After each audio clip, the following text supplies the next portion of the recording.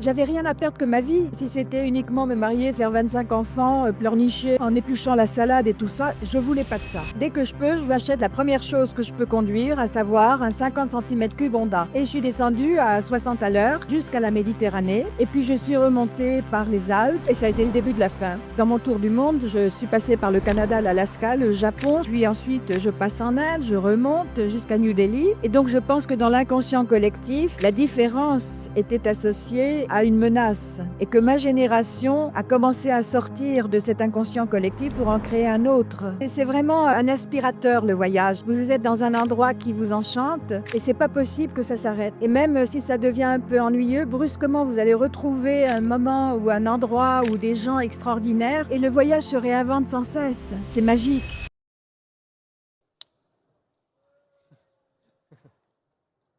Bienvenue Anne-France. Je suis très Merci. heureux de vous recevoir de nouveau sur Rider Radio et ici au S2R, au Salon de Lyon. C'est pas la première fois qu'on se rencontre et j'ai vraiment cette chance de vous retrouver à chaque fois ici et ailleurs. Parce que pour parler aventure, je pense que je suis en face d'une très bonne personne pour parler d'aventure. En plus, c'est un bonheur de vous retrouver. C'est très gentil. Vous savez qu'il y a une question qui est très importante pour Rider Radio, c'est pour vous, quelle est votre définition de l'aventure? C'est de partir en se disant je vais aller voir ce que ça donne, mais ne pas savoir ce que ça va donner. Je trouve que c'est une très belle définition, c'est vrai. Ne jamais savoir où on va, qui on va rencontrer, c'est vrai que c'est une vraie définition là. Mais même quand on part en reportage, ce que j'ai fait souvent, avec un sujet précis, avec un itinéraire à peu près défini, c'était quand même garder la porte ouverte pour qu'il se passe des choses imprévisibles, parce que c'est ça qui fait qu'on s'accroche à ce qu'on vit. Autrement, si tout est préformé, Pourquoi partir? ben, autant rester à la maison, quoi. Je suis d'accord. Est-ce que vous, dans cette définition, vous vous sentez aventurière? Non. Non? Non, moi je suis une bourgeoise à roulettes.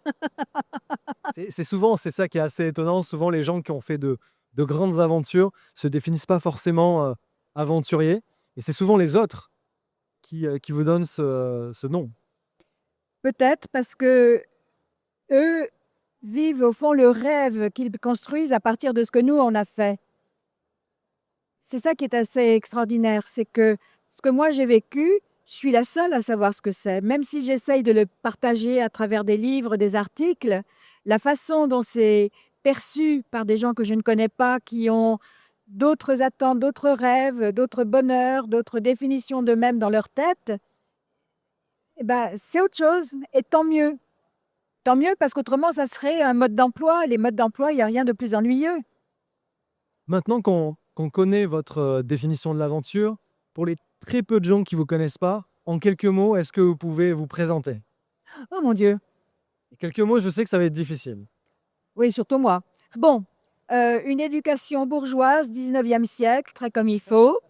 Mai 68, je suis à pied, je suis en train de commencer une carrière dans la publicité à Paris.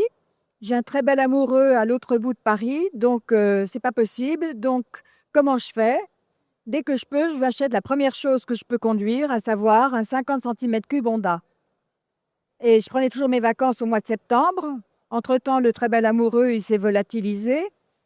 Et bah, j'ai décidé de partir, voir la Côte d'Azur que je ne connaissais pas au moment de mes vacances.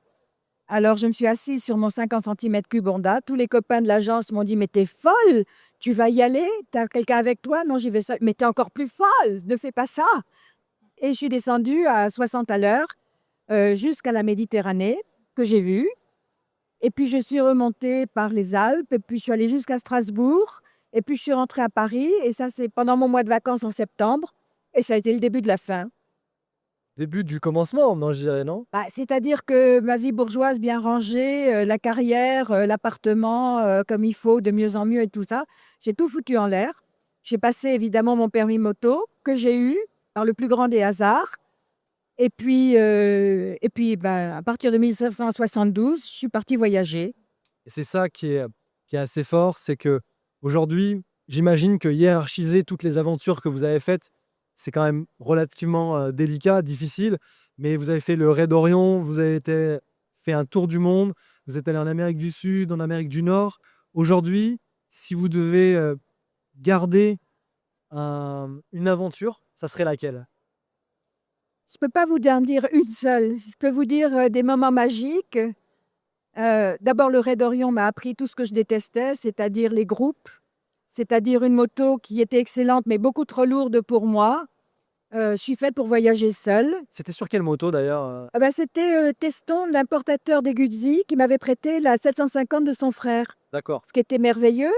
Et c'est vrai qu'on parlait beaucoup de moi, donc dans sa promotion de marque, ça rentrait dans quelque chose de logique. Le problème, c'est que cette moto, effectivement, était indestructible, mais quand elle penchait, je ne pouvais pas l'empêcher de tomber. Quand elle était par terre, je ne pouvais pas la relever. Voilà. Ça, Donc c'est un vrai conseil, ça, aujourd'hui, pour ceux qui veulent partir à l'aventure. Prendre une moto qu'on est capable de relever, ça, c'est des mots que vous m'avez déjà dit. Je trouve qu'en fait, ça fait partie un peu du b.a.-ba, surtout quand on part seul. Mais c'est tellement une réalité. On peut vraiment se mettre en danger, finalement, si on n'arrive pas à relever notre moto, si on est coincé, si notre jambe est coincée sous la moto. même, je veux dire, quand ta moto se casse la gueule, on saute en général, donc on n'est pas coincé Si on dessus, a le réflexe, ouais. vraiment. En revanche, par exemple, j'avais adoré l'Afghanistan. Heu, je l'ai traversé 3 fois. Le jour, on était en parfaite sécurité, il y avait un honneur, c'était des gens extraordinaires, mais la nuit était très dangereuse parce qu'il y avait des bandes armées qui attaquaient les camions et tirent avant et puis après ils regardent qui ils ont descendu. Ils auraient été désolés d'avoir tué une femme, mais c'est comme ça que 2 Américains qui faisaient le tour du monde à pied, bah, c'était les frères Kutz. L'un est mort et l'autre, s'en est sorti avec 3 balles dans le ventre. En entendant ces histoires, quand vous les écoutez, sans doute la famille, les amis, vous, ça vous a pas empêché de partir? Ben non, ils ont rien à dire. Non mais Mais ils vous ont sûrement dit qu'il fallait pas y aller parce qu'il y avait bien sûr. ce genre d'exactions qui se passaient. Et vous, à aucun moment, ça vous a fait, peur et se dire: «Non, mais en fait, je vais rester à la maison, quoi»? Non, parce que ma vie, en fait, ma vie, elle vaut pas grand-chose. Donc j'en fais ce que je veux et c'est tout. Et j'ai cette chance d'être dans une partie du monde où j'ai le droit de choisir ma vie, enfin d'avoir l'illusion de la choisir, parce que je crois que le destin est collectif, où, je suis là pour être heureuse et en plus d'avoir la chance de partager ce bonheur quand j'écris mes livres, quand je fais mes articles, quand je raconte mes histoires. Mais attendez, c'est fabuleux de pouvoir vivre ça et donc j'avais rien à perdre que ma vie et comme ma vie, bah, si c'était uniquement me marier, faire 25 enfants, pleurnicher en épluchant la salade et tout ça, je voulais pas de ça. Vous êtes là pour nous raconter cette histoire, c'est que finalement, ça s'est très bien passé. Bah, c'était magique d'avoir vécu tout ça. Tout ce qu'on vous a dit auparavant n'était pas vraiment réel. Attendez, quand, je suis descendue avec mon 50 cm3 vers la Méditerranée, tout le monde m'a dit à l'agence: «Mais tu y vas seule?» «Bah oui, bien sûr». «Mais tu es complètement folle, c'est dangereux». Alors évidemment, si la nationale 7 est dangereuse, putain, qu'est-ce que pardon, excusez-moi pour ce gros mot. Qu'est-ce que c'est que l'Australie avec les kangourous et les serpents, hein? Tout à fait, ouais. Justement, là, j'ai envie d'être dans votre casque. Vous êtes, soit en Afghanistan, soit en Australie. Qu'est-ce qui vous passe par la tête? Qu'est-ce qui vous anime au quotidien quand vous êtes, en voyage? Ah, c'est de me dire: «Si je roule encore 1 heure, ça sera encore plus beau». Oui, c'est C'est vraiment, un aspirateur le voyage. Vous êtes dans un endroit qui vous enchante et c'est pas possible que ça s'arrête et même, si ça devient un peu ennuyeux, brusquement, vous allez retrouver un moment ou un endroit ou des gens extraordinaires et le voyage se réinvente sans cesse. C'est magique. On parle de paysage et c'est ce qui nous fait avancer souvent quand on est sur la route. Mais il y a quelque chose quand même très important aussi, en tout cas pour ma part et aussi pour vous, je sais que vous partagez ça, c'est les rencontres humaines. Alors justement, moi je partais en fait, j'ai commencé à voyager parce que j'avais un rêve, c'était de voir, un endroit du monde où j'aurais eu l'impression qu'il n'y avait jamais eu d'humain sur terre et je suis partie à la recherche de ça, donc dans des pays, de nature énorme et je suis revenue avec des histoires d'humains. C'est ça qui est extraordinaire. C'est-à-dire, brusquement, on se regarde les uns les autres, on mesure à quel point on est différents, à quel point on n'est pas compatible parce qu'on n'a pas du tout, ni la même tête, ni la même pensée, ni rien de nous et pourtant, il y a un émerveillement de se reconnaître en tant qu'humain. Quel était l'endroit qui a été le plus, différent pour vous? Quel était le changement culturel le plus important pendant tous ces voyages? Le 12e arrondissement à Paris. C'est là où il y a les plus fous, ouais, c'est possible. C'est pas tant que les cultures sont différentes, ça crée une curiosité justement extraordinaire et et si on s'arrête les uns pour les autres, on revient à l'essentiel, c'est tu es qui? Et tu es qui? C'est une clé qui peut fermer toutes les portes si la réponse, est agressive ou au contraire établir, un sentiment de reconnaissance des uns aux autres et en même temps, c'est magique parce qu'on mesure à quel point on est différent. Si vous voulez, j'ai adoré l'Afghanistan, j'ai adoré les Afghans, j'ai adoré ces gens qui avaient un honneur, qui avaient un humour, qui avaient, une curiosité. J'aurais jamais pu vivre dans leur société, j'avais pas ma place et eux n'auraient pas pu vivre sans doute dans nos termes et ce que je vois des réfugiés afghans en France, heu, c'est effrayant parce que je je revois les Afghans d'avant et qui sont amputés de leur monde et nous, on ne peut pas répondre à leurs demandes parce qu'on n'est pas pareil. On peut leur donner tout ce qu'on peut, mais l'essentiel qui est ce qui se passe entre pays un pays, sa culture, son passé, sa nature, sa nourriture, tout ça, ça crée une conscience particulière. J'adore vous entendre parler de l'Afghanistan parce que c'est vrai que moi j'ai grandi, en imaginant ce pays comme un pays, en fait, très dangereux où j'irai sans doute jamais parce que, bah, inaccessible à l'heure actuelle. Encore c'est que ça s'ouvre encore un peu plus en ce moment, mais j'adore vous entendre, dire ça parce que c'est beau de se dire qu'on a pu aller dans ce pays-là et on espère que ça pourra revenir et il y a quelque chose qui me marque beaucoup aussi, c'est que vous êtes, une femme et que vous avez voyagé seule dans un pays comme celui-ci en tant que femme. Donc quelle était leur vision en vous voyant? Ils étaient, je crois, très fiers que j'ai confiance dans leur honneur. Je crois que c'était ça qui était fantastique. C'était cette notion d'honneur, en tous les cas, dans tous les pays où je me suis promenée, elle existait et une femme seule, comme p par principe, on est des petites créatures, faibles, incompétentes et pas tout à fait responsables. Le fait qu'on vienne chez eux, et ben non, on n'était pas faibles, on n'était pas incompétentes, on n'était pas, irresponsables. Ça, c'est ce qu'ils disaient en France. Ouais. Vous voyez? Et là-bas, au contraire, qu'on vienne sur une moto, c'est que pour eux, on avait du courage parce qu'ils savent que, ce sont des pays qui sont durs finalement et qu'on est en sécurité tant qu'on respecte à cette époque-là les règles du jeu. Mais je vous dis, rester dehors la nuit, c'était, risquer de se faire descendre, aveuglément. Ils savent que la route est longue, ils savent que les pistes sont difficiles.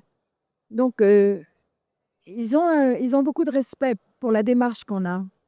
Et ils étaient, je vous dis, très, très heureux que je m'adresse sans le savoir à leur honneur. C'est vraiment l'une des plus belles dimensions. Je me rappelle d'une anecdote que vous m'aviez racontée. Vous aviez été, en panne au bord d'une route, en Afghanistan et là vous avez, des personnes qui viennent vous aider. Ça Alors, montre bien vraiment toute la puissance ce qui de s'est l'honneur. passé, c'est quand, dans mon tour du monde, je suis passée par le Canada, l'Alaska, le Japon, je suis rentrée à plat ventre dans l'usine Kawasaki quand même et puis ensuite, je passe en Inde, je remonte jusqu'à New Delhi et je vais à l'ambassade de France.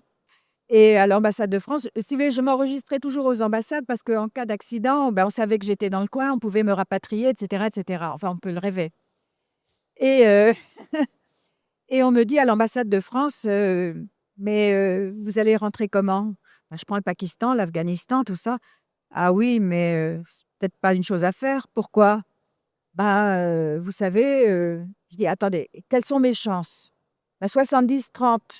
Bah, 70-30, c'est pas plus dangereux que l'autoroute du Sud un samedi soir. Non, non, 70 vous ne passez pas, 30 vous passez. Bon, ils me disent ça et puis j'arrive, à la douane afghane et puis tout le monde me laisse passer. J'arrive, avant les camions, avant tout ça, tout ça, tout ça. On m'offre une tasse de thé, on met un tampon sur mon passeport, on me tape sur l'épaule: «Very brave woman» et je prends la route et quand même, ça tourniquetait dans ma tête. Je me dis, bon, bah, puisque c'est dangereux, l'Afghanistan, je vais ce soir à Kaboul, ça fait quoi, 250 kilomètres. Kandahar, ensuite au centre, 450, 540 pour Herat ou l'inverse. Et puis après, je me retrouve en Iran, il y a plus de monde. Et puis en même temps, ça ne m'allait pas. Le raid Orion que j'avais poursuivi en Afghanistan, mais pas seul l'année précédente, c'est pas ce que j'avais enregistré. Bon, en attendant, je pars et puis j'arrive quoi, à 30-40 kilomètres de la douane, un endroit plat, un truc qui se lève brusquement dans les cailloux. C'est une espèce d'iguane et à ce moment, la moto, elle fait chloum. Et j'avais le pneu avant qui avait crevé. Donc je m'arrête et puis je commence à démonter la roue. Arrive un des camions à la douane et qui passe et qui dit problème, problème, tout va bien, tout va bien. Donc il s'en va. Deuxième camion pareil. Et le troisième camion pose aucune question, s'arrête. Descendent trois costauds avec des turbans qui viennent comme un mur vers moi. Je dis bon, bah, t'as joué, t'as perdu éventuellement. Et puis le plus grand, il m'attrape par les épaules, il m'assied par terre. Les deux autres me changent ma chambre à air, regonflent, me tapent sur l'épaule, very brave woman, et ils s'en vont. Et je me dis, tu es la reine des connes. Comment est-ce que tu as pu imaginer que ces gens n'ont pas de qualité d'humain? C'est ignoble. Et je Et trouve c'est une naissance. et voilà, c'est ça, c'est ce que j'allais dire. Je trouve que c'est typiquement ce qu'on vient rechercher dans le voyage, c'est se sortir des a priori qu'on a. C'est pour ça qu'on va si loin finalement, c'est pour, on éteint déjà la télé à la maison, mais ce qu'on n'a pas envie d'entendre, c'est justement ce qu'on nous dit quand on est en France: «Faut pas y aller, ils sont comme ci, ils sont comme ça» et de vivre ces moments-là et de se les prouver à soi-même, c'est Et juste magique. c'est ça ce qui est terrible, c'est que quand vous avez ce type d'information, elle s'installe quand même dans un coin de votre Ouais, cerveau. tout à fait. À partir du moment où vous vivez l'expérience, c'est fini, il y a plus de place pour ça. Maintenant, faut pas croire que le monde est fait de bisounours. Il y a des règles du jeu, il y a des façons de se comporter, il y a des façons, par exemple, il était évident que je n'étais pas disponible pour, une affaire sexuelle. Je veux dire les hommes sont quand même moins bêtes qu'on ne le croit et ils savent absolument qui est sur eux, qui peut et qui peut pas. C'est une des règles de base ça. Si vous partez chercher l'aventure, effectivement, vous allez vous mettre dans des situations que nous ne saurons peut-être pas en tant qu'occidentales gérer. Donc, mais en même temps, ils savent très bien, qui vient pour ça et qui vient pas pour ça. Vous voyez? Mais ça veut dire une certaine façon de se tenir et de se vêtir. Mmh. Ouais, s'adapter à Je n'irai pas mettre, le tchadri, c'était a jamais été le tchador en Afghanistan, c'était le chadri, c'est-à-dire ce voile intégral avec, et la dentelle devant les yeux, parce que c'est du déguisement.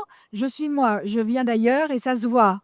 Mais en même temps, j'irai pas me promener avec un grand décolleté et des barésilles. bien sûr. Voilà. Est-ce que vous avez, là on a parlé des hommes, en Afghanistan. Est-ce que vous avez eu des contacts aussi avec les femmes qui, elles, doivent halluciner de vous voir sur une moto? Alors les femmes à cette époque-là, je les voyais à Kaboul, par exemple, qui sortaient, le matin avec, le tchadri et quelquefois, elles avaient, des mini-jupes en dessous. OK. Ah oui, oui, c'était avant la guerre, vous voyez? Et quand j'allais au hammam, parce que quelquefois dans les petits hôtels, la différence entre les toilettes à la turque et la douche était pas très bien précise. Donc j'allais au hammam et les femmes, d'abord étaient très tristes pour moi parce que pas mariée, pas d'enfant. Et puis, oui, elles trouvaient que ma vie était un échec et que j'avais sans doute quelque chose d'horrible qui empêchait qu'on m'épouse. C'est ça, c'est toute cette idée de culture, de l'esprit culturel que peut avoir une autre personne vis-à-vis de nous et comment nous, on peut aussi les imaginer. Exactement. Ça marche aussi finalement dans les 2 sens. Exactement. C'est-à-dire que nous, on a un alphabet. Quand je suis dans un autre peuple, auprès d'un autre peuple, il a un autre alphabet. Et puis, du coup, on passe en dessous de l'alphabet parce qu'ils ne sont pas forcément compatibles et on se reconnaît en tant qu'humain. Et en se reconnaissant en tant qu'humain, on se rend compte du gouffre culturel qui nous sépare. Alors ça, c'était donc les pays musulmans où je me suis promenée. Mais en Amérique du Sud, par exemple, qui ne sont pas dans cette façon de penser, la relation avec les gens était beaucoup plus facile, beaucoup plus. Comment on s'adapte justement quand on est voyageur? On est toujours en train de s'adapter, mais c'était quoi vos trucs pour s'adapter? Bah, simplement la d'être sur une moto, vous savez, ça suffit, hein. Il ne faut pas demander beaucoup plus. Être seul et sur une moto, c'était la lune. Ça force à s'adapter, ça force à essayer de trouver, les bonnes façons de communiquer au final. Ben oui, c'est ça, c'est-à-dire que tout le monde vient voir en disant: «C'est quoi ça?» Alors en Amérique du Sud, j'ai très, très vite appris à parler l'espagnol d'Amérique du Sud. Alors c'était tellement drôle parce que j'arrivais aux stations-service, alors tout le monde venait voir bien entendu et c'était, «Ah oui, mamita», ça veut dire petite mère, mais c'est comme ça qu'on se dit bonjour en Amérique du Sud. «Onde te vas?» «Tu viens d'où?» «Soy una francesa», je suis une Française. «Oh, una francesa?» «Si, soy una francesa de Paris». Je suis une Française de Paris. Ay, mamita, todas francesas son muñecas de amor. Toutes les Françaises sont des poupées d'amour. Et là, on était mort de rire parce que j'avais la moto, j'étais poussiéreuse, etc. Et la curiosité, c'est la clé. Et la C'est vrai que curiosité des deux côtés, si vous voulez. Eux, la curiosité, elle passe par leurs mots, et moi, ça passe par le regard. et c'est ce qui est, je trouve génial dans la moto, c'est cette, possibilité, cette faculté d'être ouvert au monde. On est ouvert au monde, on est ouvert aux éléments, on est ouvert aux gens, contrairement à une caisse de fer comme une voiture où on ne peut pas partager ce regard, ce sourire, et je trouve que la moto, c'est pour moi, personnellement, le meilleur outil d'exploration pour faire des rencontres, pour s'arrêter, dans un petit café, heu, discuter avec, Oui. une petite mamita qui fait justement son maté des coca. Enfin voilà, c'est pour moi le meilleur outil d'exploration pour vivre ces moments-là. Parce elle n'est pas normale. Maintenant, dans des pays, où elle est beaucoup plus fréquente, moi, du temps, par exemple, où j'étais en Inde, il y avait peu de motos, mais je crois que maintenant, il y en a beaucoup plus. Ouais. Et peut-être qu'on est moins exceptionnel quand on arrive, sur une moto en Inde, maintenant. Il y a quand même son taux d'exceptionnalité parce qu'on est, si on choisit de sortir des sentiers battus, mais ça fait toujours halluciner un Indien de voir, par exemple, un Européen sur une Royal Enfield traverser, traverser les rizières du Kerala ou les champs de thé, au Tamil Nadu. Donc, c'est toujours assez, hallucinant. Mais c'est vrai que dans le monde d'aujourd'hui, avec, l'accès à la technologie, on est quand même un peu moins surpris, j'imagine, que dans les années 70, ça c'est sûr. Alors, il y a une fille, qui, a fait pas mal de voyages, en Inde toute seule, qui me racontait que maintenant, il y a des problèmes qui se posent et qui ne se posaient pas de mon temps. Ils ont tous des smartphones. Moi, j'en ai toujours pas. Ils regardent des pornos occidentaux là-dessus et ils croient que les occidentales sont comme ça, et ça crée des problèmes qui ne se posaient pas de mon temps. Ouais, ça c'est un vrai Donc i problème, et c'est là où je veux en venir aussi dans la discussion qu'on va avoir. Vous avez vraiment une expérience incroyable du voyage à moto. Vous, aujourd'hui, est-ce que vous pensez que notre monde a changé, Bah, bien sûr. et il a changé comment? Qu'est-ce qui est pour vous les grosses différences aujourd'hui entre les années 70 où on vous a imaginé, mourir, au prochain virage, et qu'est-ce qu'aujourd'hui ça change en fait? J'ai l'impression que parfois on peut encore nous prévenir de ce genre d'événements, quoi. Écoutez, quand, ça se passait le 23 octobre 2023, j'ai pris mon caddie dans la petite ville où j'habite et je suis allée acheter des choses, au magasin un peu plus loin, et j'ai marché le long d'un trottoir bordé d'arbres, et les racines des arbres soulevaient un peu le bitume. J'étais en train de réfléchir à ce que j'étais en train d'écrire, j'ai pas fait attention et j'ai trébuché sur, un petit ressaut comme ça, et ce qui m'a sauvé la vie à moto, quand je prenais des gamelles, c'est d'avoir fait du judo. C'est-à-dire que j'ai le réflexe de me retourner en l'air pour atterrir sur le dos à plat, et comme ça tout va bien. Sauf que là, j'avais pas assez, d'élan et j'ai atterri sur le côté. Donc, ce que je ne savais pas en atterrissant, c'est que j'ai explosé mon fémur sur 40 centimètres de ma prothèse de hanche. Donc j'étais par terre, j'ai essayé de me relever, je ne pouvais pas, et j'ai vu arriver un adolescent, genre 17 ans. J'étais par terre, je le répète, je lui ai dit: «Est-ce que tu peux me donner un coup de main, s'il te plaît?» Il est passé à 10 centimètres de mes pieds, Il avait son écran devant les yeux, des écouteurs sur les oreilles. À 10 centimètres de mes pieds, il aurait trébuché. C'est à 10 centimètres près. Il n'a rien vu, rien entendu et je suis restée par terre. C'est là où je pense qu'il y a une bascule dans notre monde que je ne veux pas juger. En fait, c'est très paradoxal parce qu'en fait, moi, je suis de cette génération où j'utilise bien sûr mon téléphone pour voyager. Il me sert de GPS, il me sert d'informateur pour me trouver un hôtel ou pour savoir sur quel fuseau horaire je suis. Enfin, c'est une mine d'informations qui est quand même relativement Ouais. importante. Et je pense qu'en effet, notre monde a changé. C'est-à-dire que l'information, elle est beaucoup plus rapide, beaucoup plus facile à avoir. Euh, mais j'essaye de vivre dans l'instant présent et d'éviter de me spoiler et de me dire, bah tiens, je sais que dans 50 kilomètres, je vais voir cette cascade, je vais voir ce magnifique col, etc.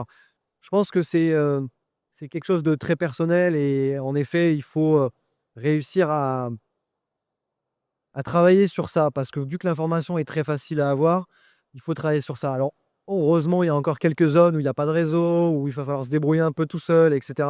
Mais c'est vrai que c'est facile d'avoir l'information. Donc, ça répond au fait que oui, le monde a changé. Oui, et tant mieux. Et tant Dans un mieux. sens, oui, il faut qu'il avance de toutes les Si manières. on n'avait pas changé, je serais encore au 19e siècle, moi. Avec l'éducation que j'ai eue, tant mieux, pourvu que ça change, pourvu que je sois obsolète. Parce qu'autrement, ça veut dire qu'on est un monde figé. Et quelle horreur! Mais on a besoin aussi d'inspiration. D'ailleurs qu'aujourd'hui, discuter avec vous, c'est une vraie inspiration pour moi aussi me donner envie d'aller toujours plus loin. Parce que vous avez réussi à le faire dans des conditions finalement un peu plus difficiles.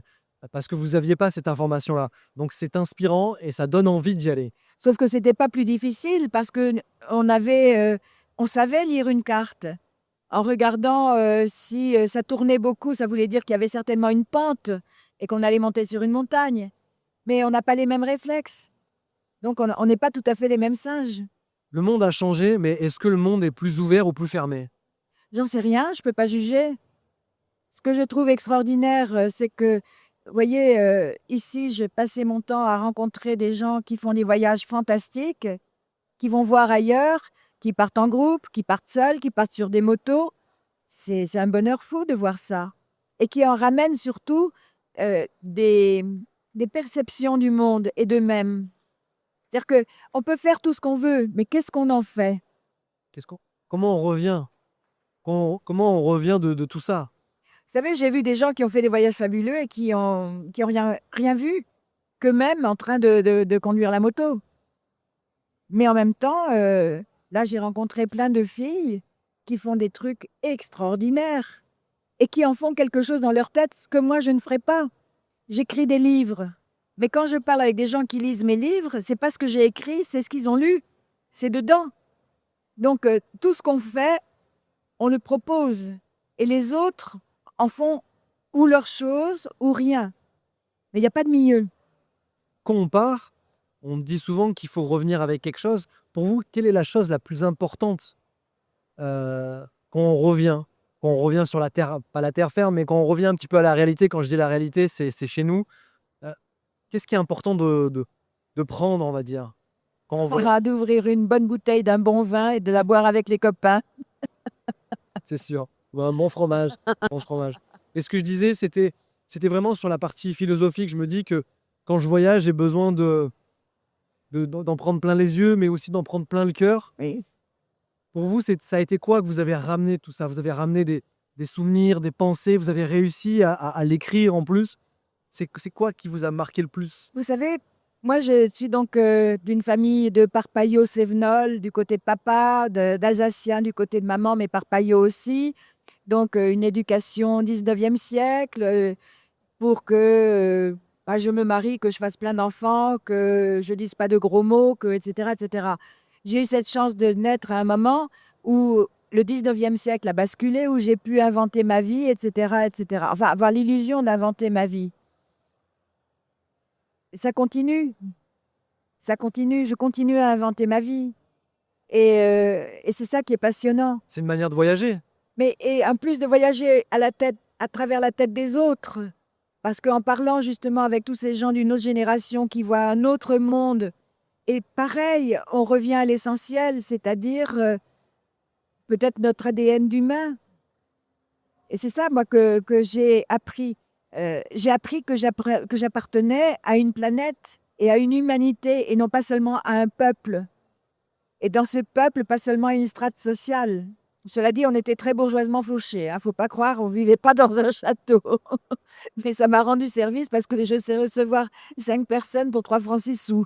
Et on mange bien quand même. Donc, tant mieux. Il y a quelque chose qui est intéressant, c'est on parlait de peur tout à l'heure, que les gens nous disaient qu'il fallait pas le faire, que vous allez vous, mettre en danger et cetera. Est-ce que vous pensez, j'aime bien faire des parallèles avec ce que vous avez vécu et ce que nous, on est en train de vivre aujourd'hui. Est-ce que vous pensez que la société, à l'heure actuelle, elle fabrique plus de peur qu'à votre époque? Je la connais pas assez pour ça. Ce que je sais, en tous les cas, ce que je crois avoir compris, c'est que en moins de 100 ans, nous avons eu 4 guerres avec des gens qui sont pas de chez nous et qui nous ont déglingués. Il y a eu la guerre de 70, la guerre de 14, la guerre de 39-45, la guerre d'Algérie qu'on a mise sous le tapis, mais qui a été dévastatrice. Et donc, je pense que dans l'inconscient collectif, la différence était associée à une menace. Et que ma génération a commencé à sortir de cet inconscient collectif pour en créer un autre. On est maintenant dans une histoire du monde que je trouve très inquiétante. Peut-être qu'on va se refermer sur nous-mêmes et peut-être au contraire qu'on va lutter contre ça et en réponse, essayer d'ouvrir les portes. On est à une bascule du temps qui est incroyablement puissante, inquiétante et passionnante aussi. Il y a quelques années qui sont passées entre, vos voyages et aujourd'hui en tant que femme. Est-ce que vous trouvez que la condition de la femme en voyage, je parle, a changé? Est-ce que c'est plus facile, en fait, pour une femme aujourd'hui de voyager qu'à votre époque? Je ne me rends pas compte. Moi, j'ai arrêté les grands voyages quand Mitterrand, en 81, a mis le carnet de change, donc on ne pouvait plus sortir d'argent de France. Donc, les grands voyages n'avaient plus aucun sens. Et puis, en plus, ce n'était pas possible. Donc, j'ai fait des petits voyages en reportage pour différents magazines, toujours à moto. Et je suis allée autour de la France, en Europe, etc., etc. Je ne sais pas vous répondre à cette question. On est dans une bascule qui est impressionnante. Moi, j'ai le sentiment que, on a l'opportunité de le faire, que les femmes sont, notre égale sans aucun doute et qu'elles peuvent le faire. Moi, j'ai une fille de 5 ans, j'ai pas envie de lui dire, dans, 15 ans, dans 10 ans, même plus, que non, en fait, tu peux pas aller là, tu peux pas aller ici et cetera. J'ai pas envie de lui dire malheureusement, avec, les événements qui arrivent et qui sont en train d'arriver, je serais peut-être obligé en tant que père de lui dire, mais j'ai envie de lui dire que tout est possible. Comme vous, tout a été possible, même avec peut-être un peu de peur. J'imagine que même si les gens vous disent que c'est dangereux, que c'est mis un peu dans le coin de votre tête, il y a quand même ce truc dans le cerveau qui dit: «Ouais, mais en fait, c'est un peu risqué». Quand quelqu'un Non, vous dit: «Il y a 70 de chances qu'il vous arrive quelque chose», il y a peut-être quand même dans l'inconscient là, quelque chose qui vous dit qu'il faut quand même faire un petit peu non. attention. Là, je m'étais, je m'étais un peu inquiétée parce que, il y avait effectivement un gars qui s'était d'abord les copains, de l'année précédente qui s'étaient fait, l'un assassiné, par les bandits et l'autre blessé. C'est vrai que ça avait mis quelque chose, Ouais, de gênant. Mais j'avais pas peur d'accord. parce que j'ai rien à perdre que la vie, vous voyez? Et quand vous êtes dans cet état-là, alors, le psychanalyste dirait que je suis suicidaire. Je dirais au psychanalyste qu'il aille s'occuper de ses lapins, qu'il me foute la paix. Mais au-delà de ça, ce qui est génial, c'est que vous l'avez fait, vous les avez vécu ces aventures. J'imagine que les craintes sont peut-être un peu différentes en Australie et en fait, tout est effacé, en fait. C'est ça que j'ai envie de dire aussi aujourd'hui en discutant avec vous, c'est que C'était quoi? effacer, Ah, vous croyez? les peurs, je parle, hein. C'est-à-dire qu'on Je sais pas. efface les peurs à chaque kilomètre parce qu'en fait, tout s'éclaire parce qu'on vit des moments exceptionnels. Mais c'est tellement extraordinaire qu'on ne se pose plus la question de la peur justement. C'est tellement beau et c'est tellement, impressionnant et magique et de se dire: «Mais j'ai la chance de voir ça. Si je continue un peu plus loin, ça sera encore plus beau». Donc vous voyez? Maintenant, je voyage pas de la même façon en Australie que dans le Moyen-Orient parce que c'est pas la même société. Mais en Australie, bah, le danger, c'est le serpent, c'est le mec qui est complètement fou parce qu'il est bourré comme un quoi au volant de son camion qui a 4 remorques qui balayent la route. Euh, Chaque pays a ses dangers, ses règles du jeu, etc., etc. Vous les avez appréciés pareil, ces voyages, cette différence de culture? Ah oui, ah oui. Euh, C'était chaque fois me retrouver presque dans un roman de science-fiction parce que c'est pas chez moi, parce que ça ne ressemble à rien de ce que je connais. D'arriver sur le Callejon des Huaylas au Pérou le dimanche, où les Indiens en costume normal de chez eux, c'est-à-dire les femmes avec les grandes robes rouges, les hommes avec le petit gilet du dimanche, etc., qui ont pris leur cuite et qui sont en essaim comme ça et qui naviguent sur la route, ils tombent et ils insultent la puta carretera que nunca anda como se debe. C'est-à-dire, c'est pas eux qui sont bourrés qui tombent, c'est la putain de route qui bouge. Et je me dis, c'est merveilleux quoi de vivre ça. J'aurais jamais pu imaginer une chose pareille. C'est assez dingue, hein, parce que c'est vrai que la moto donne ces opportunités-là. C'est ce qu'on disait, c'est qu'on va s'arrêter un petit peu à chaque coin de route, à chaque Et coin de bien sûr, rue. Et c'est vrai que c'est assez magique. C'est fou d'avoir appris assez rapidement l'espagnol. Alors, il y a beaucoup de mots qui se ressemblent entre le français et l'espagnol. D'ailleurs, on peut tenter de rajouter des sion, des o et des a à des mots français. Et des fois, ça passe. Donc, ça, c'est assez génial de transmettre ça aussi avec les Sud-Américains. Et l'Amérique du Sud, c'est assez fort. J'ai eu la chance de faire le Pérou.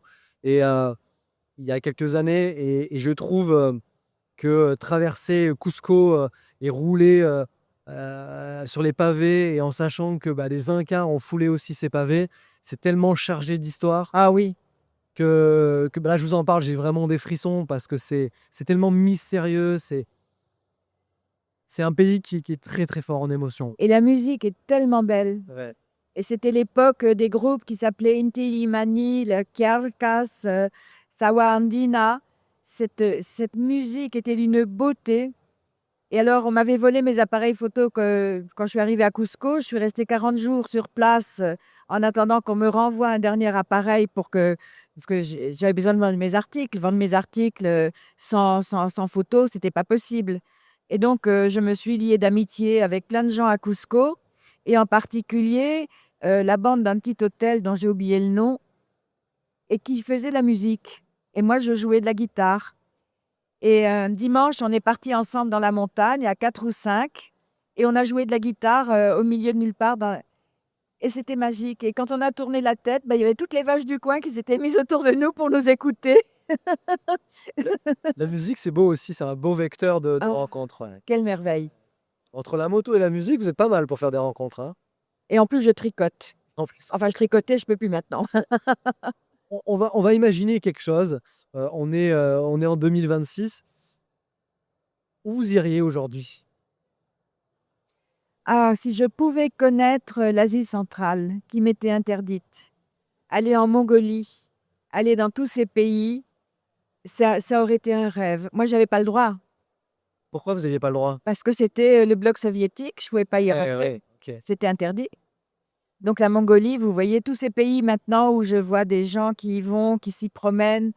Mais quelle merveille, j'aurais aimé C'est connaître ça. magnifique. J'ai eu la chance, pareil, de pouvoir traverser la Mongolie. Et vous savez qu'on monte des sidecars là-bas et on traverse les steppes mongoles. Donc, si vous voulez, je peux vous mettre dans un sidecar. Ah non, même pour de l'argent, je monte pas derrière quelqu'un et dans un sidecar, je suis morte de peur. Non, non, non, non, non, non. C'est gentil, hein, c'est très gentil. Non, non, non. Ah, pas non. On est, on est sur la fin de notre épisode. Et j'aimerais vous poser des questions un petit peu décousues. On est sur un peu un rider quiz. Euh, Si vous deviez choisir, vous préfériez une semaine de pluie non-stop ou une semaine sans croiser un seul être humain? Sans croiser un seul être humain. Vous préférez la pluie? Ah non, je veux pas la pluie. Mais attendez, c'est Vous épouvantable. allez choisir. Non, non. Donc, je veux la semaine sans humain. Ok. Il Mais il y aura des bestioles. y aura des bestioles du coup. Oui, bon, ça va. J'ai beaucoup discuté avec les kangourous. Ouais, ils sont sympas. C'est un peu con. C'est un peu quand un kangourou. Ah, chose que je vous signale. Quand vous voyez un kangourou en Australie, il faut surtout pas klaxonner parce qu'il s'arrête en disant d'où vient le bruit et vous lui rentrez dedans. Donc, il faut contourner le kangourou. Il se réveille en général vers le coucher du soleil. Pourquoi est-ce que c'est utile que je vous le dise? C'est que, il y a des années, le parc du Sauvage au sud de la forêt de Rambouillet a eu droit à une tempête et un arbre est tombé sur l'enclos des wallabies de Bennett, qui sont des petits kangourous gris de 1,10 m, etc., qui se sont répandus dans la forêt de Rambouillet. Alors, les chasseurs en ont flingué une partie, mais il en reste. Et au coucher du soleil, le kangourou va voir ses copains. Donc, il arrive au bord de la route, il saute. Si vous klaxonnez, vous lui rentrez dedans. Voilà. Donc, vous vous arrêtez. Il s'arrête aussi. Mon premier kangourou, c'était dans le Queensland, en Australie, genre de 1,20 m. Il s'est arrêté juste devant moi. Je l'ai regardé, mais t'es con, kangourou. Oh, une moto qui parle. T'es con, mais t'es beau. Ah, elle me connaît bien. Et j'ai discuté avec le kangourou comme ça. Je vous assure, on n'a pas besoin de se droguer, hein. Un wallaby de Bennett, il fait le boulot. On m'a donné une autre astuce aussi à l'époque, c'était que chaque animal, il fallait passer derrière, toujours. Parce que un animal, en général, ne recule pas. Donc, si vous êtes en moto, passez toujours derrière. Au moins, vous êtes sûr que vous n'aurez pas d'accident. Alors, oui, mais derrière un cheval, il aime pas, par exemple. C'est pas faux. Je suis pas sûre que le Pas- chameau et le dromadaire, ils aiment bien. C'est vrai, c'est vrai. Vous avez Hein? raison. Faut faire attention. Ouais. Si vous deviez choisir, ne jamais connaître votre destination exacte ou toujours savoir précisément où vous allez. Je veux toujours savoir précisément où je vais parce que je veux arriver dans un endroit où je pourrai dormir à l'abri, avoir des toilettes et une douche. Ça me permet de vous poser la question. Dans toutes ces aventures, comment vous faisiez pour dormir? Vous dormiez à l'hôtel, dans des auberges, chez l'habitant? Comment ça se Non. passait? Alors, l'habitant, il y a eu une émission qui s'appelait Je vais dormir chez vous Ouais. et qui me fait un peu friser les ongles. Ça part certainement d'une bonne idée, mais ce qui ouvre la porte, c'est les pauvres. Et les pauvres, vraiment, s'ils arrivent à se nourrir, ils ont de la chance. Mais l'honneur veut qu'on ouvre la porte.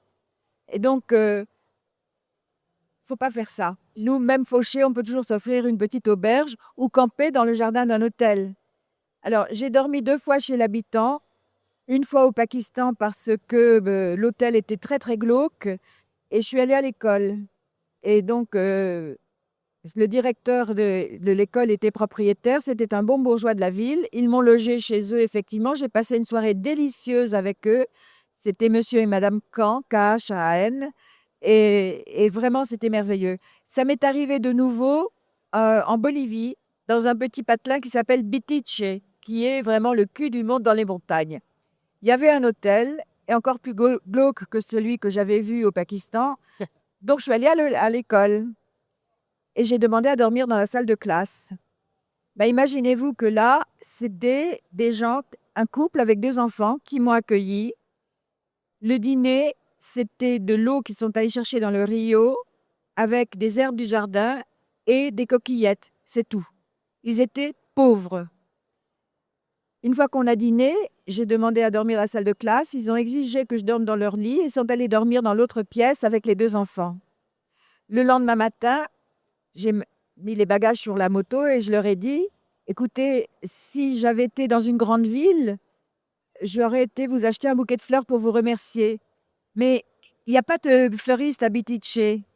Alors, si vous permettez, je vais vous donner un autre bouquet de fleurs. Et j'ai sorti un billet de 100 pesos que m'aurait coûté une chambre d'hôtel.